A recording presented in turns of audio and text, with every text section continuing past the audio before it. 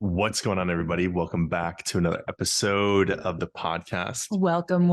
Happy to have you here. We're stoked to bring yet another podcast episode to you guys. And this one's going to be really fun, but this one is also probably one of the biggest and most untalked about things, especially when it comes to fat loss, is one of the biggest fat loss mistakes that you can make, especially as you are embarking on your journey. Yeah. And before we get into it, of course.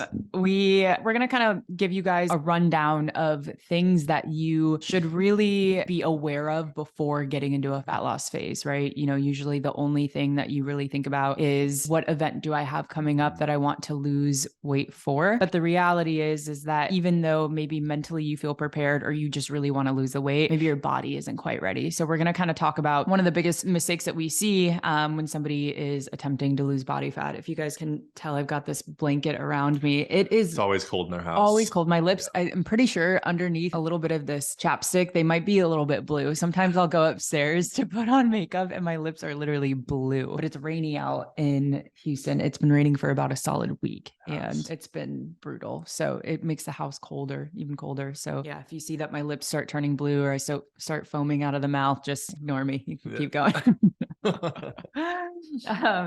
Anyways, we will jump into things here. Yeah, you want to kick us off? Yeah. Before we do, also, I did want to say we're recording this podcast episode. This is going to be released later than the day it is today, but it's Mother's Day. And we just chatted with our mothers today. If you're catching this episode at a later date, hopefully you had a great Mother's Day. If you're a mother, if you are a son, daughter, whatever, hopefully you enjoyed some sort of celebration with them, or hopefully if you don't live in the same town like we do and weren't able to go home, hopefully you gave them a call and wished your mom a happy Mother's Day. Or if there are some of you guys who have lost your mom's mom, or you've never had a mother figure in your life, we are also sending love your way. Holidays like this, whether it's Mother's Day, Father's Day, every holiday, Christmas, Thanksgiving, it's not always easy for people, right? So sending love to expecting mothers, to mothers who struggle with, or women who struggle with infertility, those who have lost their kids, those who have lost their moms, sending all of the love to everybody. So happy Mother's Day, wherever you're watching from, even though this is probably going to come out later than Mother's Day. We'll hop into really what we're here to talk about today. So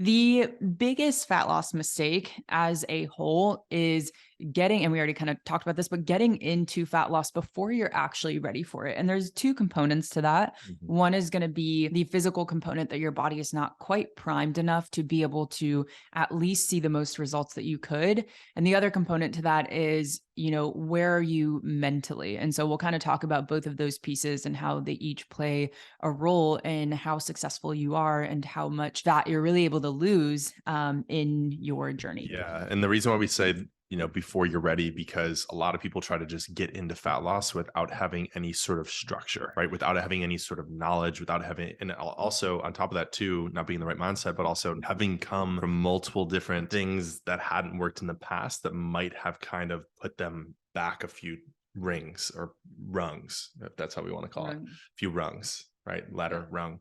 Yeah. So with this, one of the biggest things we see is people trying to start fat loss phases already at a lower caloric intake, right? So the reason why that is not going to be super beneficial for you is because when we're talking about fat loss, you're putting your body into a caloric deficit. If you're kind of maintaining and sustaining right around a lower intake, in order to lose more, we need to pull a little bit more food away, right? So another 150 or 200 calories or even more, right?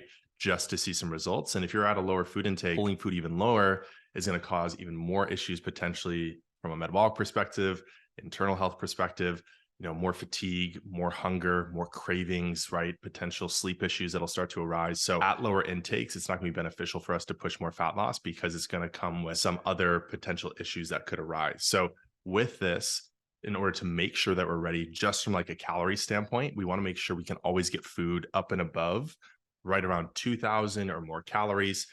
just depending what your body type is, right? If you're a dude and you're maybe above 200 pounds, maybe we can push you up to closer to 3,000, right? But for most women in this scenario is getting right around that 2,000 mark, up to maybe even up to 2,400 for some of our clients, we can get up Even there, 28 or is 28, yeah. right? So getting food higher is just going to put you in a good spot. So when we're talking about things like going into caloric deficit, you're not having to really tap into that much food. You're still eating above 2,000 calories, even when you're starting to see progression in fat loss. Yeah, I think as a whole, before you get into fat loss, you need to look at a couple of components. Mhm. So, like the calorie component is a little bit more than nitty gritty. So, we'll kind of talk about that. But you need to make sure your metabolic health is in good standing, right? And so that goes with the calories, and we'll touch on that again here. But metabolism needs to be in a good spot. Hormones should be in a relatively good spot. They don't have to be perfect. You can still lose weight with hormonal imbalance. And we heard a good analogy the other day of you can still going for fat loss when you have hormonal imbalance is like trying to drive your car to a longer destination with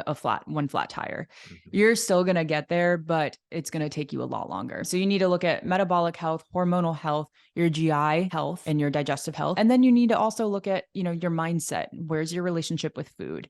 How willing and ready are you to buckle down and stay consistent?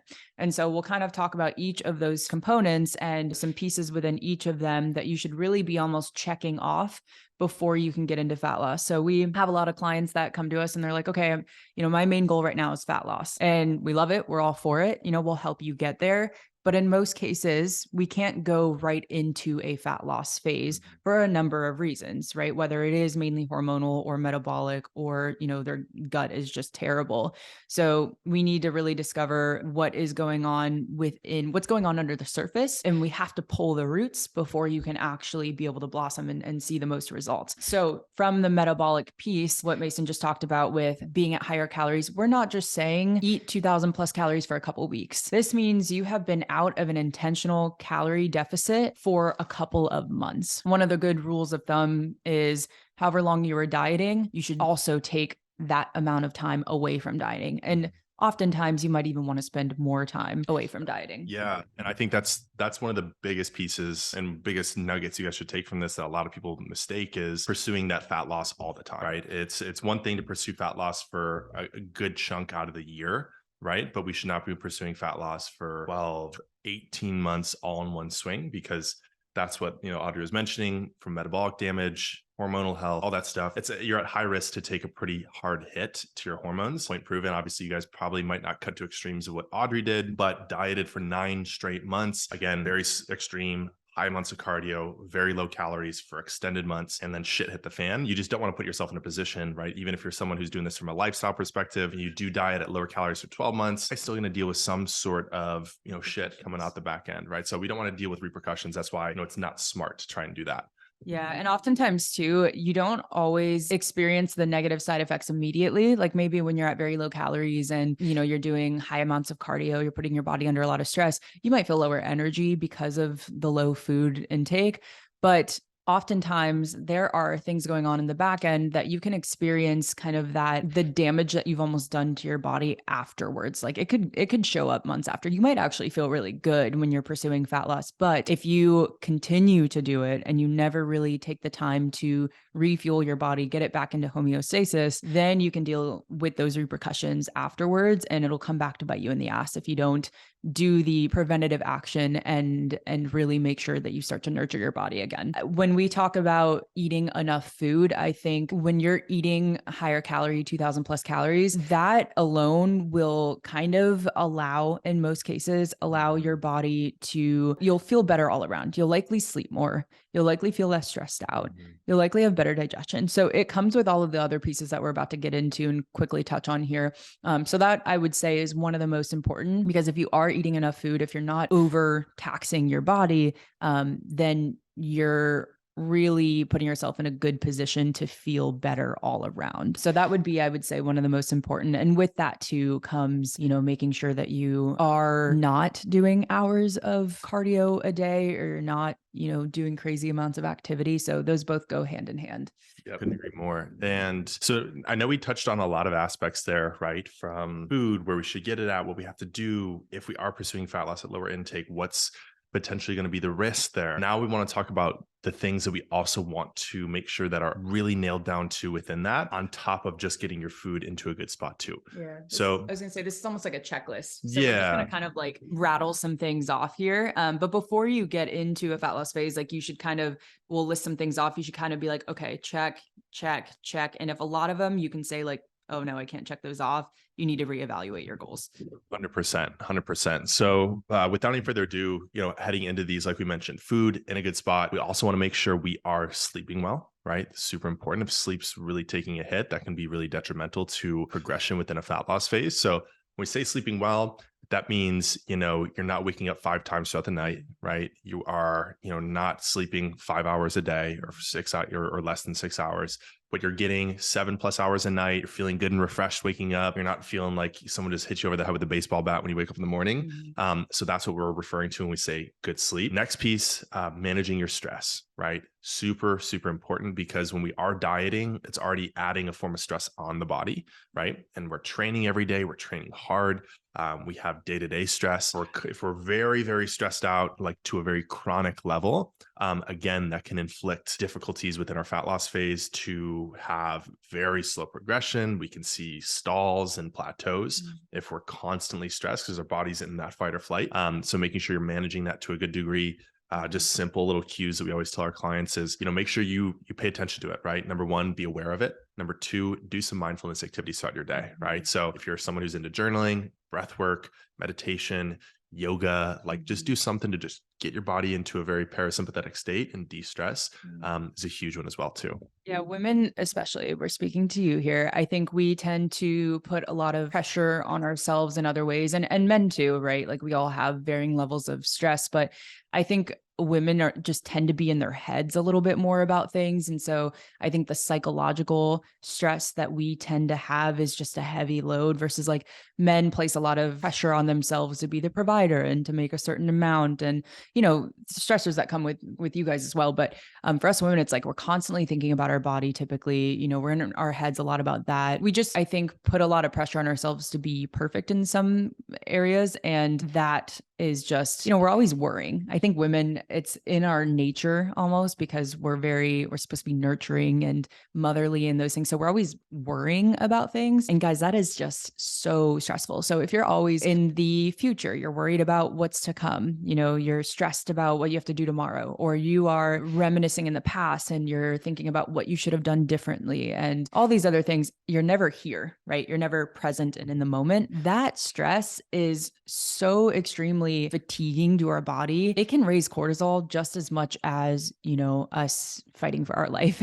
That type of chronic stress is why so much disease exists in the world. That's why partly why obesity is also at an all-time high. Stress really is the culprit to so many issues when it comes to your health. And so we talk about stress a lot because it is literally that important. And when your body is in a state of fight or flight, it cannot prioritize anything else. It's just simply trying to keep you alive.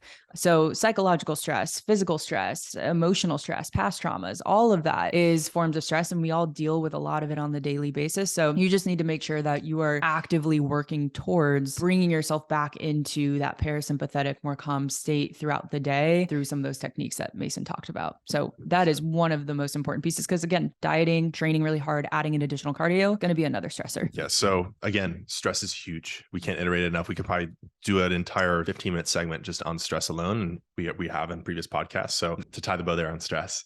Now, a few other key components here in our checklist as we're working through this. Again, another one you're going to want to have is higher energy, right? So super just very easy thing to pay attention to on a daily and weekly basis. When we are getting calories higher, naturally, we're going to start to see energy come back with it, right? Because we're fueling the body properly, we're getting enough sleep, we're managing that stress, we're going to feel higher energy, which is going to be fantastic, right? Because we're going to be able to start to put more output. And it's also going to keep us in a good position to head into fat loss, because typically when calories get lower and we're there extended periods, we do see energy start to take a little bit more of a decline. Yeah, if you're somebody right now who is already consuming a ton of caffeine throughout the day, you're waking up and you are just You're waking up and you're just absolutely exhausted and you are reliant on caffeine and you're now heading into a fat loss phase, you are making a very large mistake. You should make sure that when you wake up in the morning, you feel relatively refreshed and ready to go for the day. You also should make sure that, your energy isn't crashing a crazy amount throughout the day, or that you're going to bed and now all of a sudden you're wired but tired at the same time.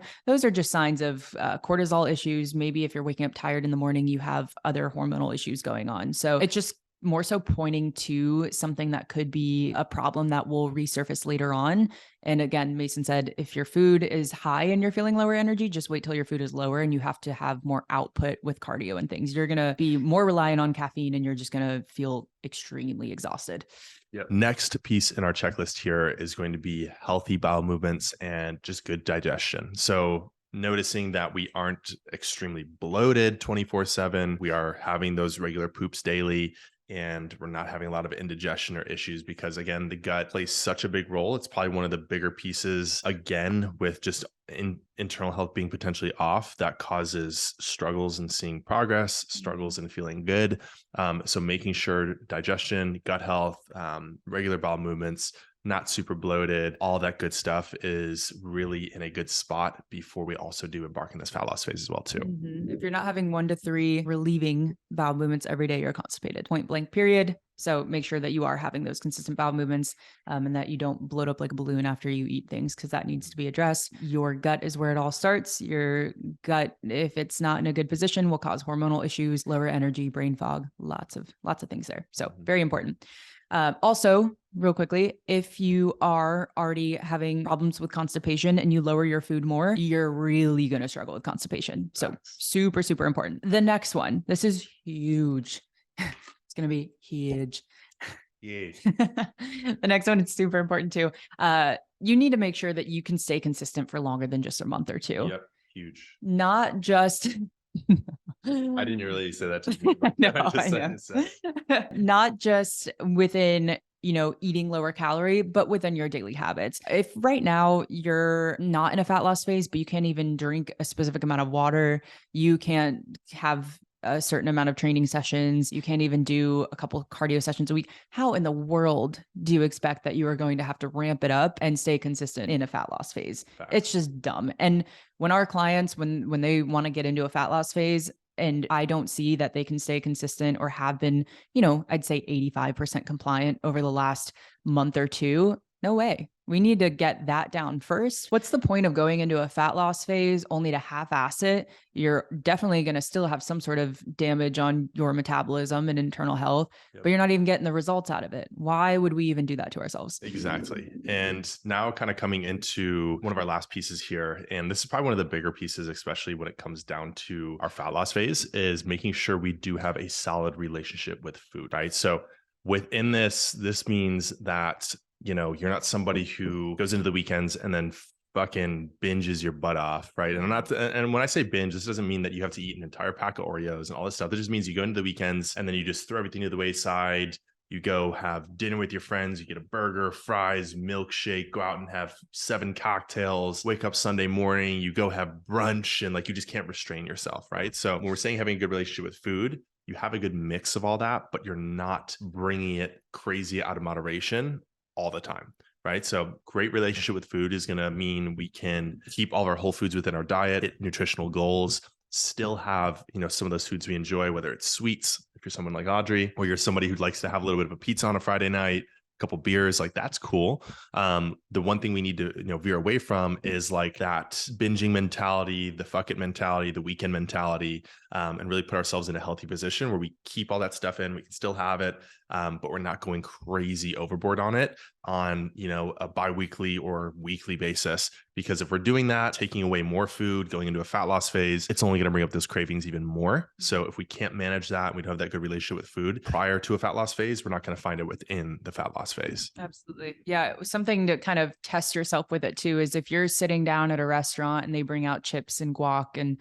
all the appetizers, and you struggle to not just go back and grab more chips, and you're just in conversation, but your mind is actually thinking about when you're going to get more food or when you're going to grab that next chip, or, oh my gosh, I'm trying to hold back from doing that. You need to work on your relationship with food. If you are very strict with yourself throughout the week and you just cannot wait for the weekends to come so that you can prepare for this cheat meal that you've been thinking about for the last week of like, oh, we're going to go to this burger joint I've been thinking about since Monday, that's a problem. If you cannot be okay with leaving some food on your plate when you go out to eat, that is a problem. So you guys just need to evaluate, how often are you thinking about your next meal? How often are you thinking about the unhealthy food? How often are you feeling shameful and guilty if you do have something that is not considered healthy? So these are all the things that you need to kind of evaluate before considering a fat loss phase. Because like Mason said, it's not going to improve by any means when you go into a fat loss phase. So very, very important. And the last final piece here that we'll just briefly touch on, and this should be kind of fairly straightforward, but ladies, if you're not getting a consistent or regular period, do not go into a fat loss phase. You should evaluate what is causing the irregularities in your period, or if you're even experiencing extreme pain and debilitating PMS, I would suggest not going into a fat loss phase because that is pointing to some sort of hormonal imbalance. Even if you thought that terrible periods or irregular periods was just genetic, part of it could be, but it still means that you have an imbalance going on. So get that checked out before you head into a fat loss phase, because it's only going to potentially cause further issues down the line hormonally, as well as just potential sticking points in your fat loss journey. In your flat loss. Don't get flat, hopefully. So that's what we got for you guys today on this episode. My goodness. So this is what we were really wanting to deliver to you guys, just all those key aspects, really, when you're ready for it, and all of those things you have in your checklist to make sure you're checking all those boxes before you head into and embark on a multiple month journey, right? Because it's only going to exacerbate those issues even further. I think I said it right. Exacerbate. Yeah. Exacerbate. Sounds weird. Yeah. But it'll only polarize those issues even further. So hopefully this was valuable and gave you some insight into that world, right? When you're ready for fat loss, when you can start to embark on it, because ultimately when you want to get into it, you want to do it in a very sustainable and healthy way. And really taking these initiatives is going to allow you to do so. And I want to finish us off on a little bit of a note here that we have found to be the case, not only in our journey, but within our clients' journey. The grass is always greener. When you are going through a reverse diet, or you are going through a period where you're stepping away from intentional dieting, and maybe you have days where your body image is a little bit lower, or, maybe you're not very hungry, but you should probably eat the food anyways. It sucks, right? It really sucks. But look at the bright side. You probably have more energy. You probably have more strength in the gym. You have more freedom within your diet to go out and, enjoy time with friends and family. And so there's lots of upsides to it. And then a lot of times we see people get into a fat loss phase that they had been begging for so long, and now they struggle to stay consistent. They're hungry very often. They're noticing their strength maybe taking a little bit of a decline. So remember that within each phase and season, there's going to be some sacrifices. It's never going to be this like absolutely amazing thing. There's going to be parts that suck, both in a reverse and a bulk, or in a fat loss phase. So enjoy it for what it is. Understand that both are necessary for you to get to your goals. And so don't always just look at the end outcome of a fat loss phase and think that just because you've lost some body fat, you are just going to be thriving and you're going to be super happy and everything is going to be sunshine and rainbows, because it's not. Some things are really going to suck. Facts. So thank you guys for tuning into this episode of the podcast. We appreciate y'all as always. If you're catching us on YouTube and you're watching us in the studio, one mic in it, we appreciate you. If you're catching this on Spotify or iTunes or wherever the heck else you're listening to this, we appreciate you guys. If you found it valuable, again, feel free to share it to your stories, share it with a friend. Let somebody know who needs to hear this today. And we will see you guys in the next one. Bye, guys.